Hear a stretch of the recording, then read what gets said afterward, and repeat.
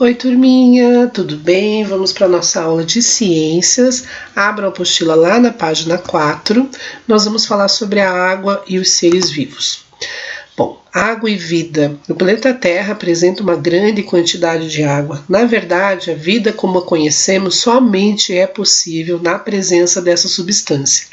Animais, plantas, fungos, seres microscópicos, todos precisam de água para se manterem vivos. Isso mostra a importância de cuidarmos dos rios, dos mares, dos lagos e outras reservas de água, não é mesmo? Vamos falar mais sobre esse assunto? Bom, aqui nós temos 3 imagens que mostram um pouco da importância da água na nossa vida.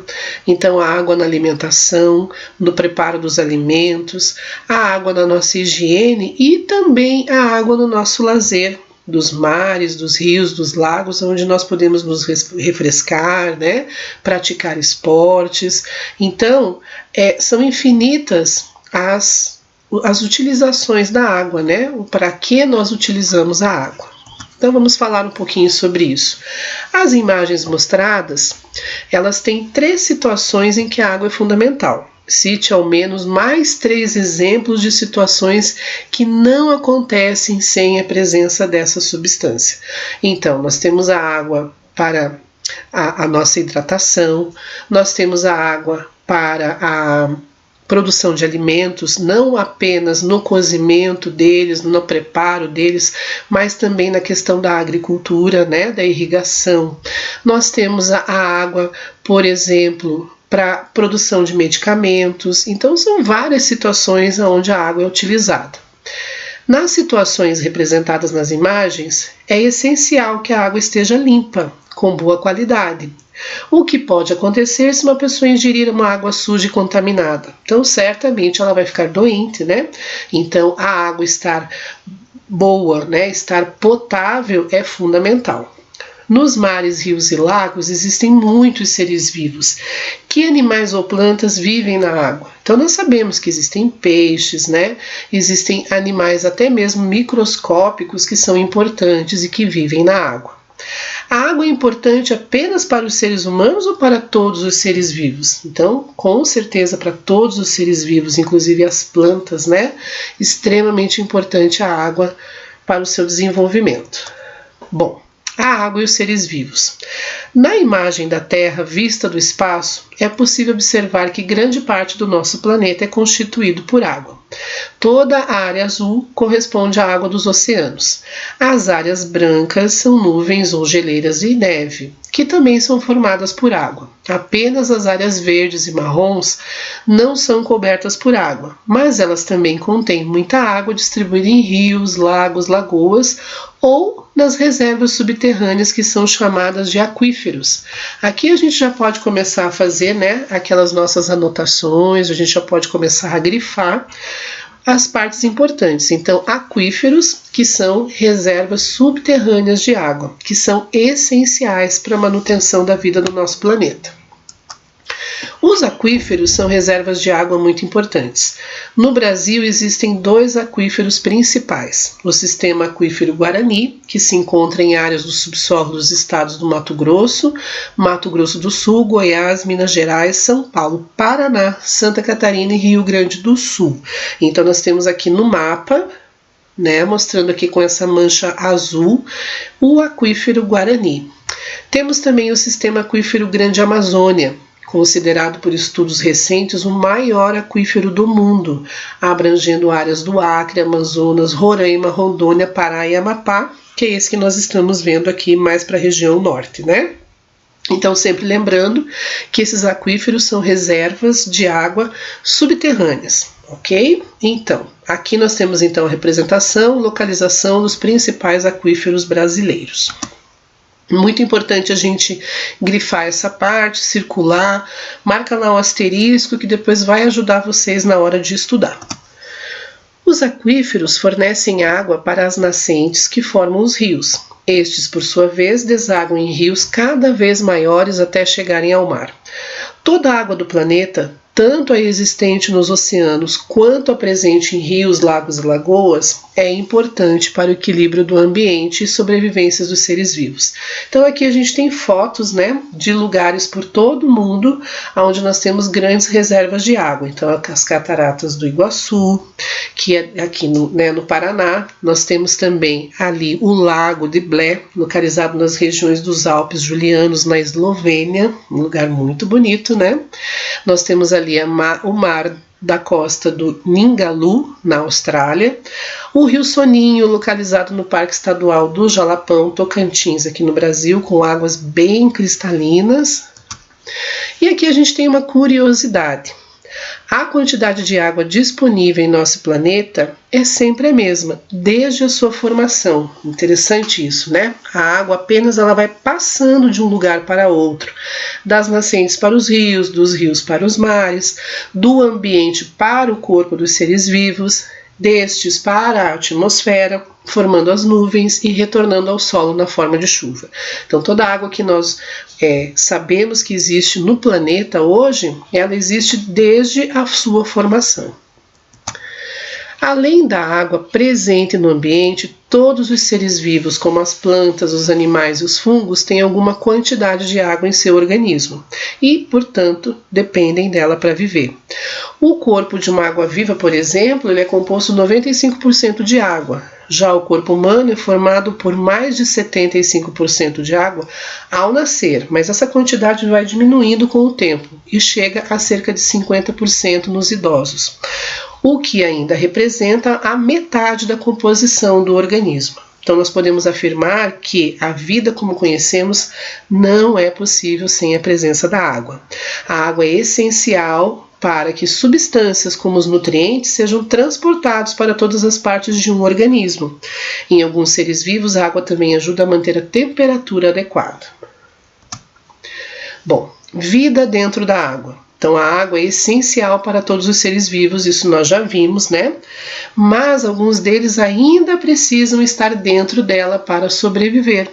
E nós chamamos esses, então, de organismos aquáticos. É importante vocês grifarem ali, certo? Esses organismos aquáticos, então, são aqueles que precisam estar dentro da água para sobreviver. É o ambiente natural desses seres. Então, existem alguns tipos de plantas e algas, mamíferos aquáticos, né? Peixes e outros animais invertebrados. Então nós temos ali a foto, né, de algumas algas que podem alcançar vários metros de comprimento e outras que são, como eu falei para vocês, microscópicas, né? Os golfinhos, que são mamíferos aquáticos, que respiram por pulmões, por isso que eles precisam subir até a superfície da água para respirar. Ali nós temos, né, exemplo, as sardinhas, que são peixes que vivem em grandes cardumes, né, um acumulado grande de peixes. A Vitória regia, que é uma das maiores plantas aquáticas do mundo. E agora nós vamos falar dos organismos aquáticos. Os organismos aquáticos, eles precisam respirar, alimentar-se e movimentar-se dentro da água, apresentando características adequadas para realizar cada uma dessas atividades nesse ambiente. Além disso, eles não sobrevivem muito tempo fora da água. Para respirar, por exemplo, esses organismos precisam retirar o oxigênio dissolvido na água. E cada grupo de seres vivos tem uma maneira de fazer isso. A maioria dos peixes tem as brânquias, né, que são órgãos por onde a água passa. O gás oxigênio é absorvido e o gás carbônico é eliminado para o ambiente. Então nós estamos vendo ali, certo, um esqueminha, né, do peixe, dizendo ali que a água entra pela boca, segue, portanto, até as brânquias, onde o oxigênio é absorvido. As brânquias são aquelas aberturas que eles têm aqui na lateral da cabeça, né? Bom, a água sai das brânquias e é rica em gás carbônico dissolvido. Então, o organismo do peixe absorve o oxigênio e libera o gás carbônico na água dissolvido, ok? Vamos grifar ali, que é importante, né? Que para respirar, por exemplo, alguns organismos precisam retirar o oxigênio dissolvido da água.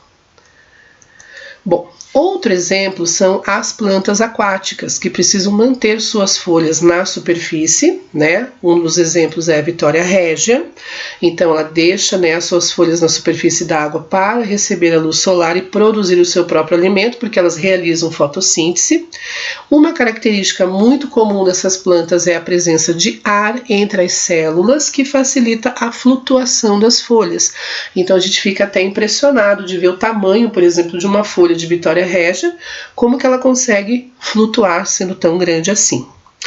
Ali nós temos mais uma curiosidade, né? Então, você sabia? É muito fácil confundir plantas e algas, porque elas são parecidas e ambas produzem o próprio alimento.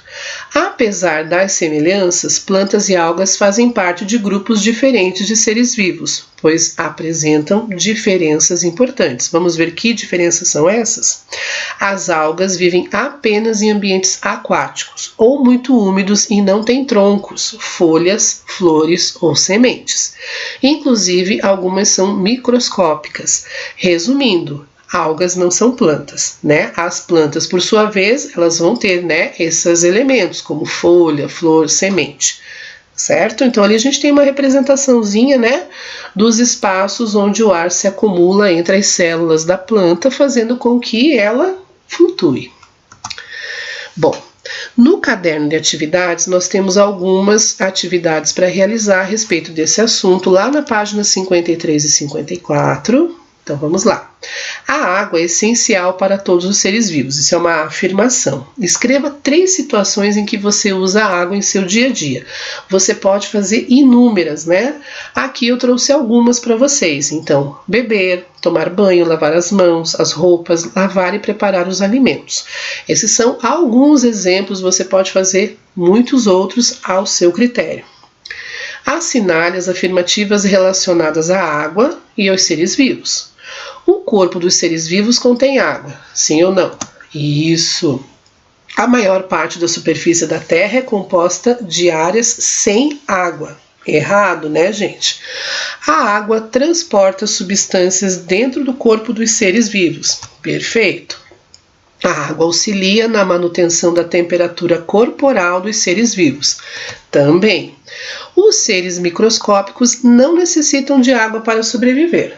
Errado, né, gente? Então, nós marcamos ali as 3 que são corretas. Todos os seres vivos apresentam alguma quantidade de água em seu organismo. Com base nessa informação, ligue as frases às imagens, relacionando-as corretamente. O peso deste vegetal corresponde a mais de 95% de água. Quem é? Isso, são os pepinos. Qual a palavrinha que fez a diferença ali? Você pode até ter pensado na água viva, mas ali está falando vegetal. Este ser vivo é marinho e mais de 95% do seu corpo é constituído de água. Agora sim é água viva. Esse ser vivo habita os rios e apresenta aproximadamente 60% de água em seu corpo. É o peixe. Certinho? Vamos continuar lá. Número 4, os animais e as plantas que vivem na água ou em ambientes secos apresentam características que lhes possibilitam sobreviver nesses locais. Sobre esse assunto, leia o texto com atenção. A adaptação. Animais como a rã, o jacaré, o hipopótamo passam boa parte do tempo na água. Eles têm os olhos e as narinas localizados na parte superior da cabeça para que consigam ficar quase totalmente debaixo da água sem deixar de enxergar e respirar. Então, como a narina é alta e os olhos são altos, ele fica quase todo ele submerso, apenas com as narinas e os olhos para fora para poder respirar e enxergar. As aves aquáticas têm patas palmadas, né, que as ajudam a se locomover na água. O cacto, por exemplo, é uma planta que vive em lugares secos. É capaz de armazenar grande volume de água, pois tem uma camada externa espessa, quer dizer grossa, né? E superfície cerosa, o que impede a perda da água.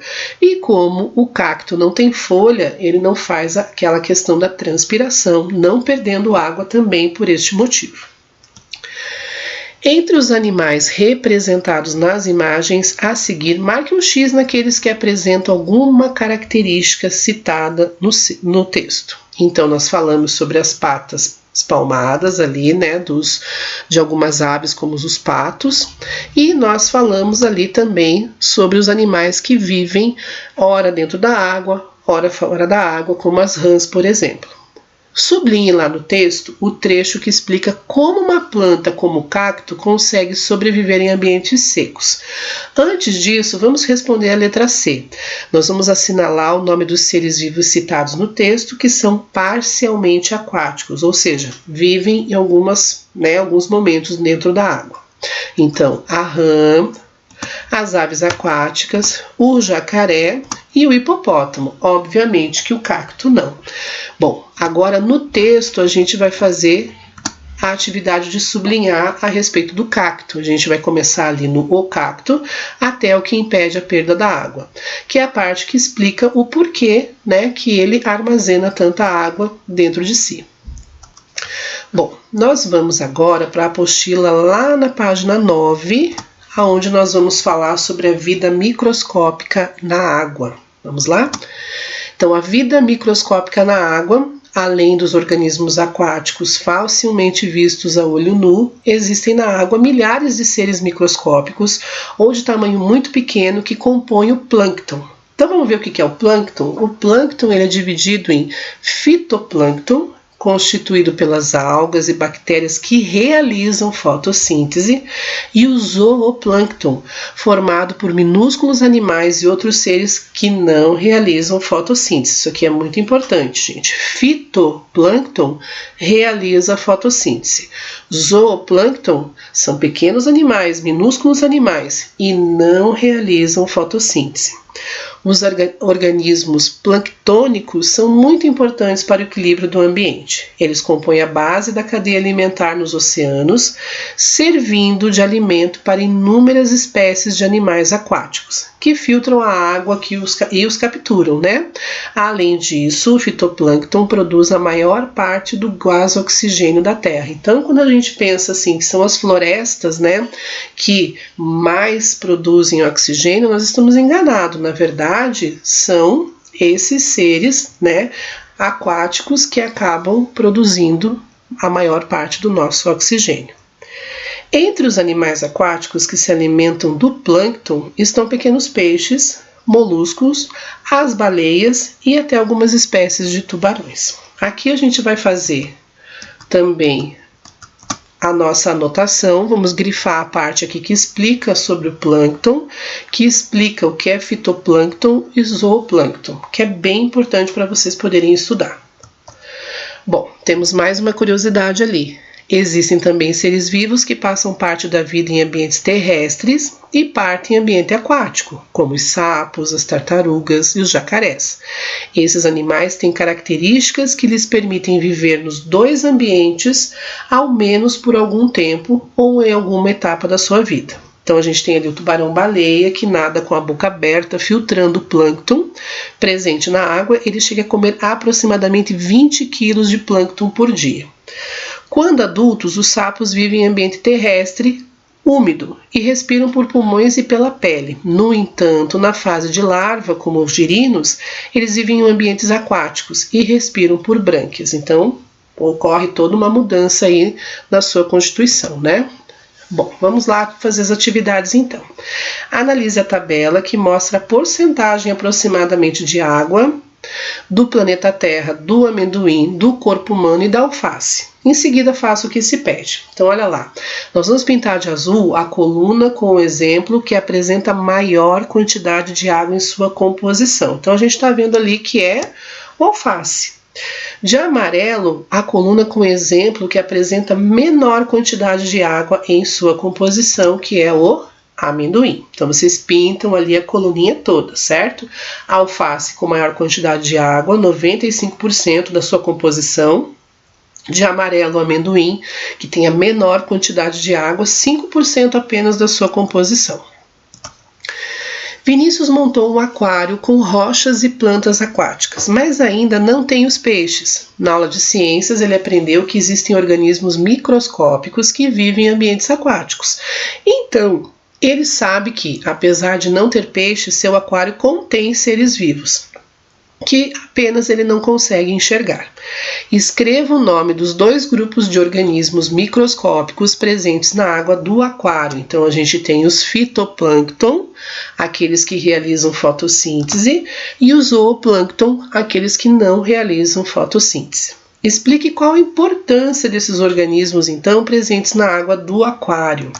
Então, o fitoplâncton produz oxigênio e tem tanto um quanto o outro compõem a base da alimentação dos peixes. Bom, aqui nós temos um texto, né, um trechinho do texto, e nós vamos ler então agora. Severino era mesmo muito parecido com uma porção de outros meninos que a gente conhece. A terra de Severino é que não era muito parecida com uma porção de outros lugares que a gente conhece. Sabe por quê? É que lá quase nunca chovia, por isso a terra era seca, cheia de poeira, tudo era amarelo.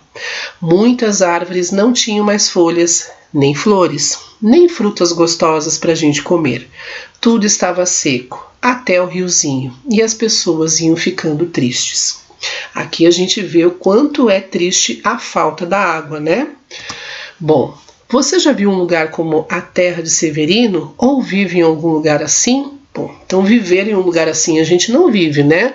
Mas com certeza vocês já viram em programas de televisão ou até mesmo em livros, certo? Qual é a relação entre a presença de água e a existência de folhas, flores e frutos nas árvores? Bom, como nós já vimos, a água transporta os nutrientes pela planta, mantendo as folhas, frutos e flores vivos.